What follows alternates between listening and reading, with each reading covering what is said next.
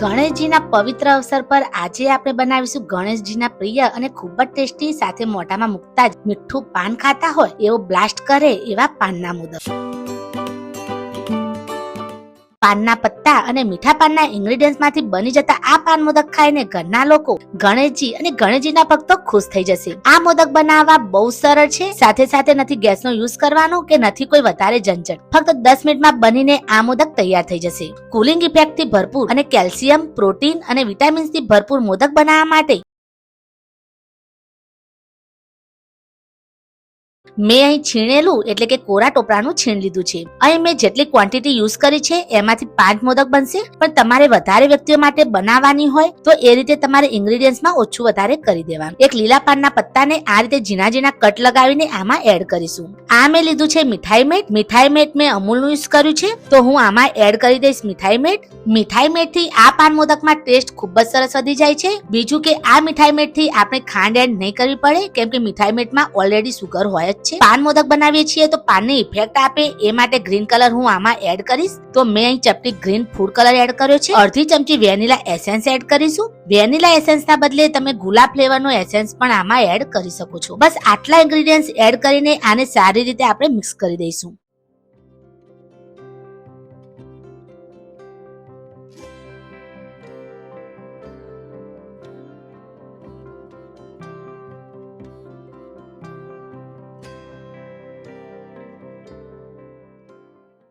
હાથોથી પણ થોડું મિક્સ કરી દઈશું. ખૂબ જ સરસ દેખાય છે આપણી પેસ્ટ. હવે સ્ટફિંગ તૈયાર કરી દઈશું.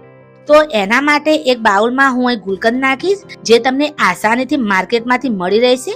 ડ્રાય ફ્રૂટ્સ 2 ચમચી જેટલા એડ કરીશું. ડ્રાય ફ્રૂટ્સમાં મેં બાદામ, કાજુ અને પિસ્તા નાખ્યા છે. આ ડ્રાય ફ્રૂટ્સને આવા ઝીણા ઝીણા કરીને એડ કરવાના. તમારે ડ્રાય ફ્રૂટ્સ ને વધારે પાવડર જેવું નહીં કરી દેવાનું. તમારે ફક્ત મીડિયમ ઝીણા ઝીણા ટુકડા કરવાના છે. અહીં નેક્સ્ટ આપણે એડ કરવાનું છે મિલ્ક પાવડર. મિલ્ક પાવડર હું અહીં 1 ચમચી એડ કરીશ. એનાથી સ્ટફિંગમાં એક ક્રીમી ટેક્સચર એડ થશે. બીજું કે આનાથી મીઠાઈનો ટેસ્ટ પણ એડ થાય છે. નેક્સ્ટ આમાં હું તૂટી ફૂટી એડ કરીશ. તૂટી ફૂટીને તમારા એરિયામાં શું કહેવામાં આવે છે મને કોમેન્ટમાં જરૂરથી કહેજો. આને નવરંગ તરીકે પણ ઘણા એરિયામાં ઓળખવામાં આવતા હોય છે. તો આ નવરંગને પણ હું એડ કરી દઈશ આ સ્ટફિંગમાં. બસ હવે આને મિક્સ કરીને ગોળ ગોળ નાની નાની ગોળીઓ તૈયાર કરી દેવાની તમારે. સો ફ્રેન્ડ્સ, તમે જોયું કે પાન મોદકમાં આપણે એવી જ વસ્તુ એડ કરી છે જેનાથી મીઠાઈ બનતી હોય છે અને પાન બનતું હોય છે. પાન મોદક એ ગણેશજીની મીઠાઈ છે પણ જ્યારે તમે આ પ્રસાદી ખાશો તો ફિલિંગ તો તમને મીઠું પાન ખાતા હશો એની જ આવશે. એક પાન મોદકની જગ્યાએ તમે 5 મોદક ખાઈ જશો એની ગેરંટી. અને જ્યારે તમે આ પાન મોદક બનાવશો તો ફરીથી આ વિડીયોમાં આવીને મને કોમેન્ટ કરશો કે જિંદગીભર ના ભૂલાય એટલા ટેસ્ટી પાન મોદક બન્યા હતા.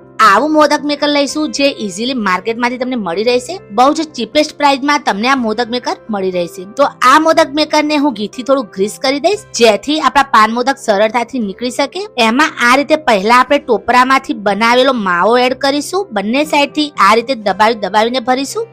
નેક્સ્ટ આમાં જે ગુલકંદ અને ડ્રાય ફ્રૂટ્સ નાખીને સ્ટફિંગ બનાવ્યું હતું એને વચ્ચે આ રીતે મૂકી દઈશું. આટલું કર્યા પછી આ મોદક મેકરને બંધ કરીને આપણે દબાવી દઈશું. નીચેના ભાગને પણ દબાવીને ફિટ કરી દઈશું.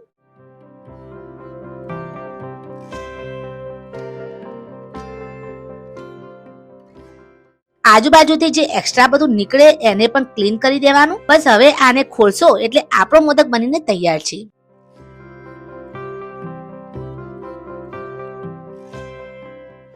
જોઈને જ ખાવાનું મન થઈ જાય એવા મોદક બન્યા છે. મોઢામાં પાણી જરૂરથી આવી ગયું હશે. અને તમે જોયું કે ખૂબ જ સરળ છે બનાવવા. વધારે કઈ મહેનત નથી કે વધારે કોઈ ઝંઝટ નથી. તો એકવાર ટ્રાય જરૂર કરજો અને ગણપતિ બાપાને આ મોદક ચડાવીને ખુશ કરી દેજો. ઘણી જાતના મોદક બનતા હોય છે. એ દરેક મોદક ટેસ્ટી પણ હોય છે અને ખૂબ જ સરળ હોય છે. પણ આ મોદક એકદમ યુનિક તો છે જ પણ એનો ટેસ્ટ પણ એટલો જ યુનિક છે. તો ચાલો આ પાન મોદકને ગણપતિ દાદાને ચડાવી દઈએ અને ગણપતિ દાદાને ખુશ કરી દઈએ. બોલો ગણપતિ બાપાની જય.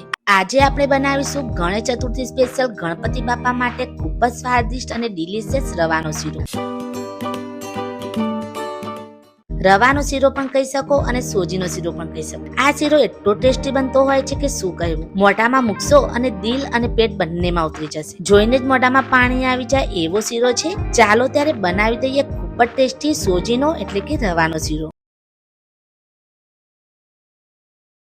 રવાનો શીરો બનાવવો ખૂબ જ સરળ છે. આ શીરો નોર્મલ દિવસોમાં પણ બનાવી શકાય કે કોઈ મહેમાન આવ્યા હોય અને કંઈક ટેસ્ટી સ્વીટ તમે પીરસવા માંગતા હો તો પણ તમે આ શીરો જરૂરથી ટ્રાય કરજો. બીજું ખાવાનું છોડીને બધા જ લોકો આ સોજીના શીરા પર તૂટી પડશે. સોજીનો શીરો બનાવવા માટે પહેલા હું એક કઢાઈમાં અડધો કપ ઘી એડ કરીશ. અહીં મેં જાડા તળિયાવાળી કઢાઈ યુઝ કરી છે જેથી શીરો સરસ બને. હવે હું 1 કપ રવો એટલે કે સોજી એડ કરીશ. તમને કપમાં આઈડિયા ના આવે તો તમે જેટલા માપની વાટકી લો સોજી માટે એવડી જ અડધી વાટકી તમારે ઘી લેવાનું. આને સારી રીતે મિક્સ કરીશું. આ શીરો આપણે એકદમ મીડિયમ ફ્લેમ પર જ બનાવીશું, એનાથી આ સોજીનો શીરો ખૂબ જ ટેસ્ટી બનશે. ઘી સાથે સોજીને ત્યાં સુધી આપણે શેકવાનો જ્યાં સુધી આમાંથી સરસ સુગંધ આવવા ના લાગે અને સોજી પણ આપણી કાચી ના રહે. ત્યાં સુધી હું સરસ રીતે સ્લો ફ્લેમ પર અહીં સોજીને શેકાવા દઈશ. સોજીને હું કમસે કમ અહીં 5 થી 6 મિનિટ જેવું શેકીશ. ખૂબ જ પેશન્સ થી કામ લેવાનું કેમ કે હાઈ ફ્લેમ પર શીરો જોઈએ એવો નહીં થાય અને સતત આપણે હલાવતા રહીશું. મેં અહીં જાડા તળિયાવાળી કઢાઈ એ માટે યુઝ કરી છે કેમ કે આવી કઢાઈમાં શીરો જલ્દીથી નીચે ચોંટવા નહીં લાગે અને ટેસ્ટી પણ સારો એવો બનશે.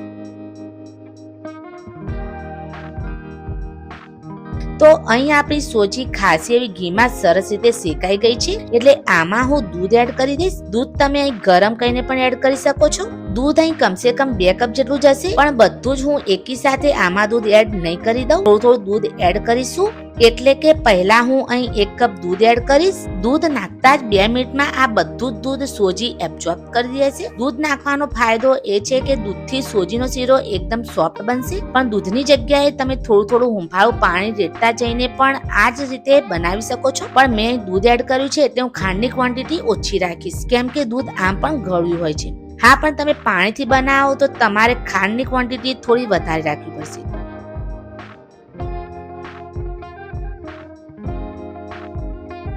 બીજો કપ દૂધ તમે જોઈ શકો છો કે મેં થોડું એડ કરીને મિક્સ કર્યું છે. બસ 1 મિનિટ જેવું થાય એટલે આમાં હું ખાંડ એડ કરીશ. ખાંડ અહીં હું અડધો કપ નાખીશ તો ખાંડ મેં અહીં એડ કરી દીધી છે. સારી રીતે મિક્સ કરીશું આને એકદમ ધીમા ગેસે.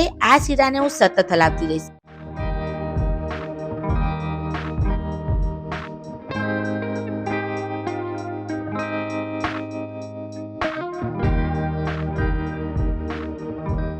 મેં કમસે કમ 3 મિનિટ જેવો શીરો થવા દીધો છે ખાંડ નાખ્યા પછી.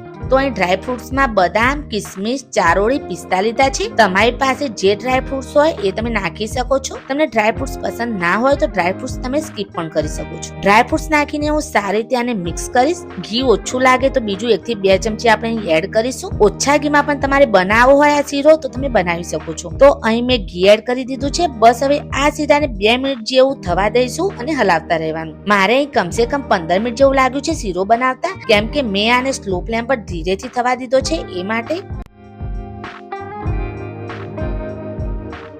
સોજીનો શીરો બનીને તૈયાર છે. આ શીરો કેવો લાગ્યો અમને જરૂરથી જણાવજો અને તમારા ઘરે સોજીનો શીરો કેવી રીતે બને છે એ પણ જરૂરથી જણાવજો. આ સોજીનો શીરો તમે પ્રસાદી માટે, મહેમાનો માટે કે જ્યારે પણ તમને ખાવાની ઈચ્છા હોય ત્યારે ખૂબ જ આસાનીથી બનાવી શકો છો. આ ગણેશ ચતુર્થી પર સોજીનો શીરો બનાવો તો અમને કોમેન્ટ કરવાનું ભૂલતા નહીં. ગણેશ ચતુર્થીના પવિત્ર તહેવાર પર હું લઈને આવી છું મીઠી બુંદી. ફક્ત 2 કપ ચણાના લોટમાંથી આજે તમે પાડશો 1 કિલો બુંદી, એ પણ ખૂબ જ ઓછા ટાઈમમાં.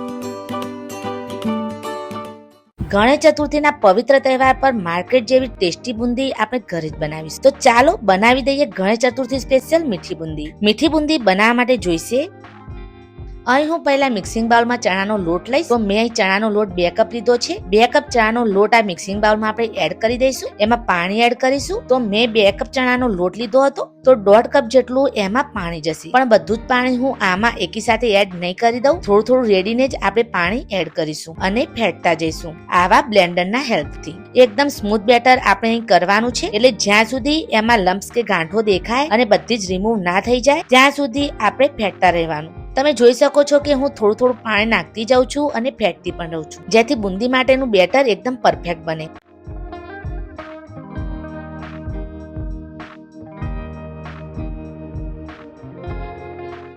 તો બેટર અહીં આપણું તૈયાર છે, એકદમ પરફેક્ટ બેટર બન્યું છે બુંદી માટે. આ બેટરમાં આપણે થોડો કલર એડ કરીશું જેથી કરીને બુંદી એકદમ કલરફુલ અને ટેસ્ટી દેખાય. પણ તમારે ફૂડ કલર ના નાખવો હોય તો તમે ફૂડ કલર સ્કીપ પણ કરી શકો છો. આમાં ચપટી રેડ ફૂડ કલર હું એડ કરી દઈશ. ફૂડ કલરની જગ્યાએ તમે ચપટી હળદર પણ એડ કરી શકો છો, એનાથી પણ કલરફુલ લાગશે. ફૂડ કલરની જગ્યાએ તમે હળદર પાવડર પણ એડ કરી શકો છો, એનાથી તમારી પીળી બુંદી બનીને તૈયાર થઈ જશે. તો મેં અહીં થોડો ચપટી ફૂડ કલર અને ચપટી હળદર બંને મિક્સ કર્યા છે. આને સારી રીતે આપણે ફેટી દઈશું. તમે જેટલું મિક્સ કરશો આ બેટરને એટલું જ બેટર એકદમ સ્મૂથ અને ખૂબ જ સરસ બનશે, જેથી આપણી બુંદી એકદમ માર્કેટ જેવી બનીને તૈયાર થઈ જશે. હું તમને બતાવી દઉં કે કેવું બેટર હોવું જોઈએ. બેટર થઈ જાય એટલે બ્લેન્ડર થી આ રીતે આપણે બેટર લઈશું એટલે પાતળી ધાર પડશે, એ પણ તૂટ્યા વિના. તો હું આ ચમચીને પણ બેટરમાં ડીપ કરીને તમને બતાવી દઉં કે આપણું બેટર કેવું હોવું જોઈએ. ચમચી પર બેટરની આ રીતે લેયર થઈ જાય એટલે આ રીતે આંગળીથી બેટરને ત્યાંથી સાફ કરશો તો ચમચી પર એક પણ લીસોટો નહીં રહે. બસ આ રીતનું જ બેટર તમારે રાખવાનું. ચપટી બેકિંગ પાવડર નાખીશું. તો હું અહીં બેકિંગ પાવડર એડ કરી રહી છું, એનાથી બુંદી થોડી ફૂલેલી બનશે. એક ચમચી કુકિંગ ઓઇલ નાખીશું અને કુકિંગ ઓઇલ નાખીને બેટરને હું ફરીથી સારી રીતે ફેટીશ. તો ચાલો નેક્સ્ટ પ્રોસેસ કરી દઈએ. અહીં આપણે કઢાઈમાં તેલ લઈશું બુંદી પાડવા માટે. તેલ ગરમ થઈ જાય પછી જ આગળનો સ્ટેપ હું કરીશ. ગેસ હાઈ ફ્લેમ પર રાખીને જ અહીં આપણે બુંદી બનાવવાની. તેલમાં હું થોડા બેટરના ટીમ્પા નાખીને જોઈ લઉં કે તેલ ગરમ થયું છે કે નહીં. તો તમે જોઈ શકો છો કે તેલ આપણું ગરમ છે. તેલ ગરમ થઈ જાય એટલે કોઈ મીડિયમ કાણાવાળો જારો કરતા પછી ચારણી કે પછી આવું કોઈ છીણવાનું ગ્રેટર લેવાનું અને ડાયરેક્ટ તેલમાં બુંદી પડે એ રીતે આપણે થોડું તેલથી ઉપર રાખીને બેટર એમાં નાખશો એટલે ફટાફટ બુંદી પડવા લાગશે. ગેસ તમારે હાઈ ફ્લેમ પર જ રાખવાનો. તો તમે જોઈ શકો છો કે 2 ચમચા બેટરમાંથી કેટલી બધી બુંદી બનીને તૈયાર થઈ ગઈ. હાલ તો હું ગણેશ ચતુર્થી સ્પેશિયલ બુંદી બનાવી રહી છું, પણ આવી બુંદી પાડીને તમે ચવાણું બનાવો તો એમાં પણ આ એડ કરી શકો છો. મારી ચેનલમાં તમને ચવાણાની રેસીપી પણ મળી જશે. થોડી ગોલ્ડન બ્રાઉનની થાય એટલે બુંદીને હું નીકાળી દઈશ. તમે જોઈ શકો છો કે કેટલી સરસ અને એક જ માપ સાથે અને છૂટી છૂટી બુંદી બનીને તૈયાર થઈ ગઈ છે. આને હું નીકાળી દઈશ અલગ પ્લેટમાં અને એ જ રીતે હું અહીં બીજી બુંદી પણ પાડી દઈશ. બહુ સરળ છે બુંદી પાડવી અને તમે જોઈ શકો છો કે 2 કપ ચણાના લોટમાંથી કેટલી બધી બુંદી બનીને તૈયાર થઈ જાય છે અને માર્કેટ કરતા ઘણી સારી ક્વોલિટી સાથે ઘરે ફક્ત 10 થી 15 મિનિટમાં બનીને તૈયાર થઈ જશે. તો હવે આ રેસીપી જોયા પછી માર્કેટમાંથી તમે 100% બુંદી નહીં લાવો, ઘરે જ પ્રસાદી બનાવજો. ગણેશ ચતુર્થી માટે બધા જ ખાઈને ખુશ થઈ જશે. હાલ તો એકદમ ક્રન્ચી છે બુંદી, પણ માર્કેટ જેવી મીઠી મીઠી લાગે અને મોઢામાં મુકતા જ ઓગળી જાય એવી લાગે. એ માટે આપણે અહીં ચાસણી બનાવી દઈશું જે ફક્ત 5 મિનિટમાં બનીને તૈયાર થઈ જશે. તો એના માટે હું અહીં એક પેન કે કઢાઈમાં 1.5 કપ ખાંડ લઈશ. મેં 1.5 કપ ખાંડ એડ કરી દીધી છે. હવે જેટલી મેં ખાંડ લીધી હતી એટલું જ આપણે પાણી લેવાનું છે, 1.5 કપ જેટલું. પણ પાણી સેમ એટલું નથી, એટલે કે 1 કપ પાણી અને બીજો કપ અડધા કપ થી પણ સહેજ ઓછું. આ ચાસણીને હું નહીં એક તારની રાખું કે નહીં 2 તારની, એટલે કે આપણે એક તાર કે ડબલ તારની ચાસણી નથી બનાવવાની. ફક્ત આ ચાસણી ચીકણી થાય એવી જ હોવી જોઈએ, એવી જ ચાસણી આપણે રાખીશું. આમાં હું ઇલાયચી પાવડર એડ કરીશ. 1 ચમચી ઇલાયચી પાવડર નાખીશું. એનાથી બુંદીમાં ખૂબ જ સરસ ફ્લેવર એડ થાય છે.